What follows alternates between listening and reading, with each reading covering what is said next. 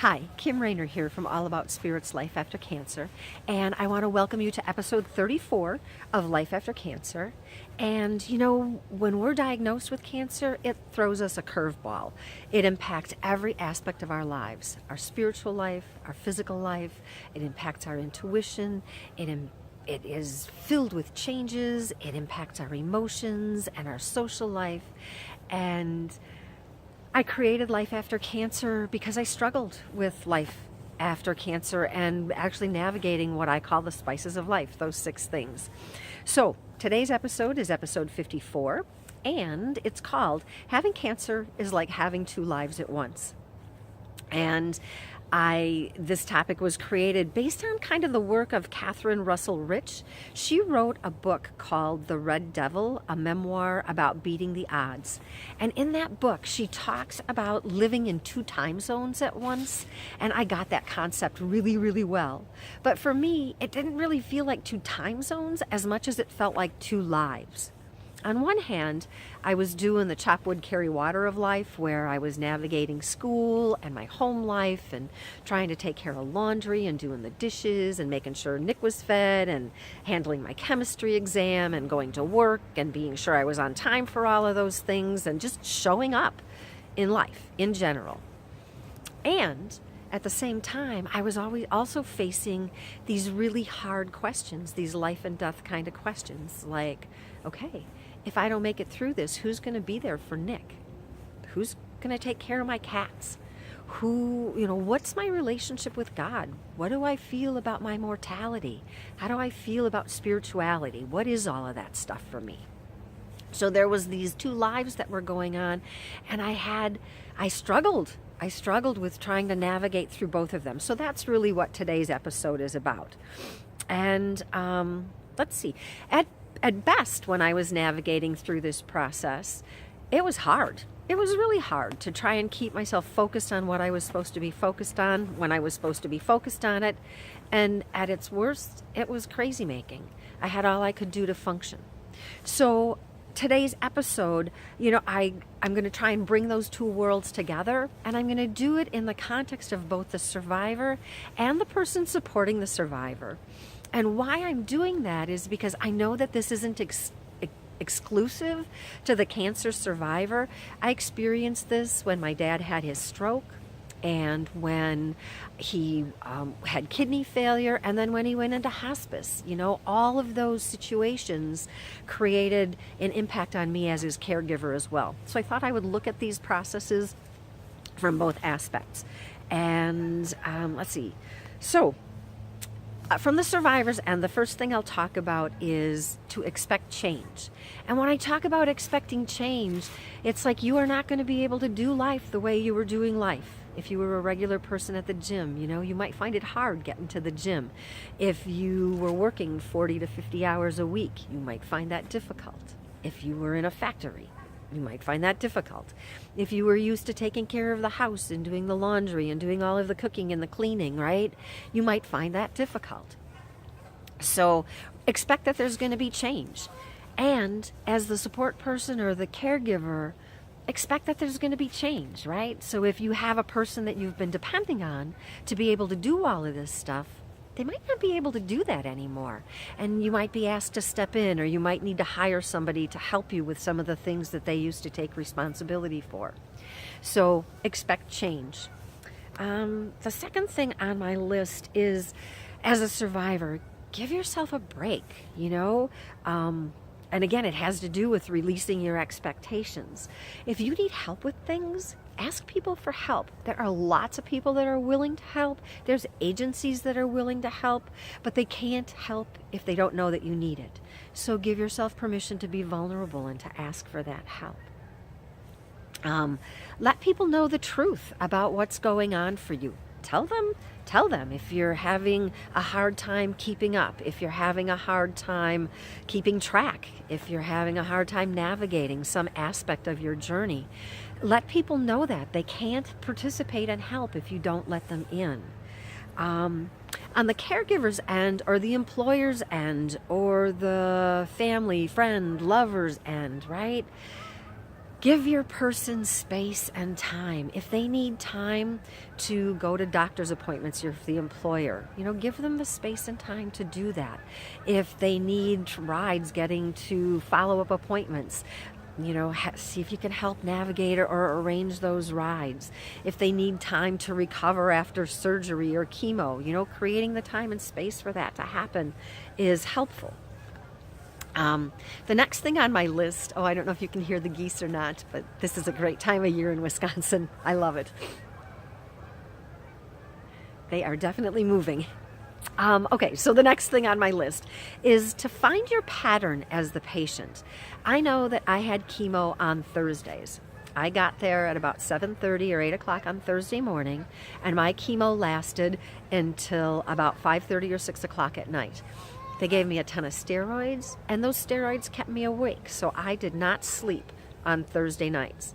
That meant that I was pretty emotional and out of sorts on Fridays, so I made sure that I didn't schedule things on Fridays that I needed to be composed or calm, cool, collected with. I didn't do things that were going to be physically exhausting or tiring for me. I paid my bills on Thursday night in the middle of the night because I was awake, and that seemed like a logical time to do that. So giving permission to find my pattern and honor that pattern was really helpful for me. And that's the same on the caregiver or the support person's end. If your person has a pattern, honor that pattern. And I can talk about that in the context of my dad and his stroke. He had dialysis on Mondays, Wednesdays, and Fridays. That meant that he was exhausted on Mondays, Wednesdays, and Friday nights. So if we needed to go shopping or we needed to do, something, we didn't plan that on those days. I was respectful of him and of the process. So if you're supporting someone going through the journey, finding their patterns and honoring it can be helpful. Let's see, on the survivor's end, take somebody with you to your doctor's appointments. When we get into doctor's offices, so many times what we hear is blah, blah, blah, blah, blah, blah. And the doctor might be giving us valuable information that we need. They might be telling us about, treatments that are available or things we can do to help with our symptoms. And sometimes we're just not able to hear that information coming from the doctor. So really listening to having somebody come with you to be able to walk through the process and take notes on your behalf can be really helpful. If you are the person supporting the person and taking the notes, take the notes the way the person needs to hear them. If you are a person who is really detail-oriented and you need lots of notes, go ahead and take your lots of notes. But if your survivor, the person that you're supporting, doesn't like a lot of detail, don't share all of those details with them. Just give them as much as they're interested in hearing about. And I can talk about that in the context of dealing with my mom and her health issues. My mom's not a detail person, and I want to know every little bitty thing that's going on because I like to be prepared.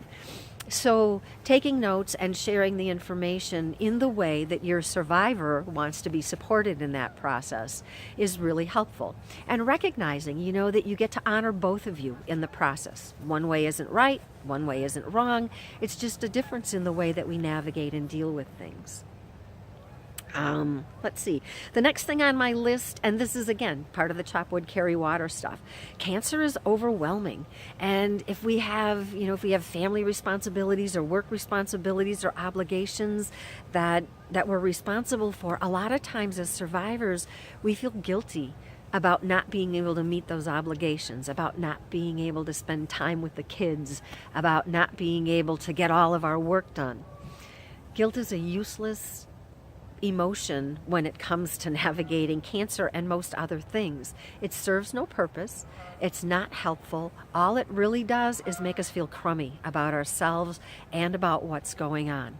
So my invitation to you is, rather than feeling guilty, find things that you can do to compensate or to make up for what you're feeling guilty about. Like, let's say you're used to spending time with the kids playing. Okay, maybe you don't have the energy to play, but what would it be like to say, hey, how about if we read together? Maybe they crawl up on your lap and you read to them for a while, and Maybe they read to you for a while. And what a great way to share some time and to spend some time together. So there's ways to navigate that stuff. Finding ways to be creative is helpful. If you're supporting the person who's got cancer and going through the treatment process, maybe there's things that you can do. Maybe you can carve out special time with the kids to say, you know what, I get that this is really hard for you too. So how about if we say Monday nights are going to be our night to go get a milkshake, or we're going to go swimming, or we're going to go to the mall and shop for a little bit, to find something special to pull both of you out of the situation, or all of you out of the situation, so you have some time to rebuild and regroup and regenerate. I mean, we really need to do that. And then also, as the caregiver, it's really, really important that you take time for yourself. You cannot pour from an empty cup.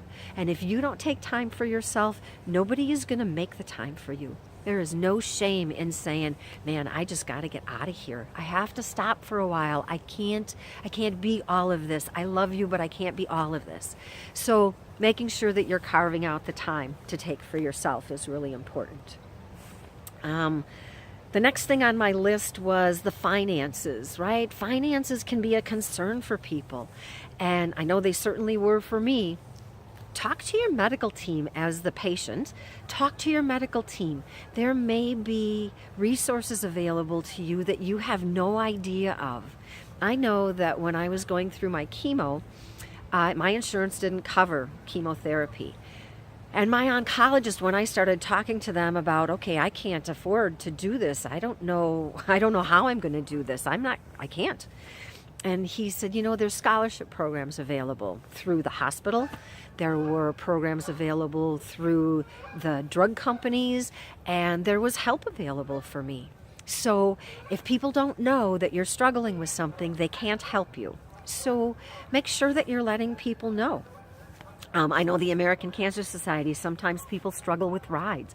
They have a great program where they actually help people get transportation to and from treatment. And that's a great resource. So if you're struggling, ask for help. If you are a supporter or a caregiver and you can't offer the support that they need, it's okay. You don't have to be everything for them the whole way through this process. It's okay for you to ask for help too. If you're an employer, right, you might want to give them a lighter duty while they're going through their treatment. That might be something that's helpful to them. You might want to see if you can get coworkers to pitch in and help with some of their work so they don't feel so overwhelmed by it. So there's things in every phase of our life that we can do. Cutting back the caregiver's hours or firing the caregiver because their partner or spouse or loved one is going through cancer treatment is not helpful. Cancer is expensive and not everything is covered by insurance. It doesn't cover our transportation. It doesn't cover, if we need help cleaning or we need extra child care. Our insurance doesn't cover that if we even have insurance. So being sensitive to that you're patient, if you're employing the patient or the people who are supporting the patient, they might need some extra help during that time frame. So digging deep and finding some compassion is really helpful for them. So that takes care of kind of the chop wood, carry water of life things that I talked about in the beginning. And then there's the second half, right? Which is the hard questions, the questions that say, who's going to be there for Nick? What does that mean? Nick is the child of a single mom, right? His dad is certainly going to be there, but they live a long distance away. So who's going to be there to support him? How do I start dealing with my own fear around that and then creating space for him? One of the things they told me, and I've said it before, get your affairs in order. At 48 years old, I don't even know what that means, get my affairs in order. How do I navigate that stuff? And who do I talk to about that stuff? Do I believe in God? I had a pretty healthy spiritual practice when I walked into the beginning of my cancer journey. And thank God for that, because I needed that spiritual practice to get through the process. What I know today is that those kind of questions and you probably have other ones, and I had a lot more of them. Those kind of questions are really personal in nature, and nobody can tell you how to answer those questions for yourself. Nobody could tell me what to do to help my son walk through this process, right? That's stuff that I needed to find out. I needed to find the answers from within myself or my relationship with God as I understand God. But I didn't have to do the searching part alone. And that can sometimes be a dichotomy for us, right? I feel like I have these questions and I need to figure this out myself. And yeah, I may have to answer the questions with my own heartfelt, in my heart answers. But that doesn't mean that I have to do the journey part of that alone. That doesn't mean I can't talk to other people about it. It doesn't mean that I can't invite people in to my process and my fear. I didn't have to face that alone, even though a lot of times I set myself up to have to face it alone. I know today that I didn't have to. And you don't have to either. So if you don't have people in your life that you can talk to about that, you can certainly, reach out to me, and I'm happy to have conversation with you about that kind of stuff. I know that I get lots of private feedback from people about the show. I get private messages from people, and I really appreciate those. I'd really love for these to start dialogues among you guys, among the community, so we can support each other and we can support caring about each other. So I'd love to hear how you guys navigated, how you dealt with the challenges that you experienced in balancing the two lives that we live, or the two time zones that we spend our time in when we're going through treatment, and just trying to navigate our regular life. So if you have a story to share, I'd love you to put that in the comments. That would be wonderful, and to get some dialogue going. I'm also going to remind you that I have my Project 1000 Cancer Survivor Stories, where I'm collecting the stories of 1000 cancer survivors for my blog, which is on my new website, which is actually up and running now at allaboutspirit.com. You can go check it out there. And I have 4 of the stories I've collected so far on there, and I'll be posting new stories on a regular basis. So if you'd like to be a contributor to the Survivor Diaries, I'd love to have a conversation with you about that. Or you can certainly send me your story at 1000 Cancer Survivor Stories at allaboutspirit.com. And let's see. I think that that's probably it for today. So if this episode was helpful for you, if you found something that you can use or that you think someone else could use, I hope that you share that information with someone, and I look forward to talking with you next week. And until then, I hope life treats you well. Make it a great day.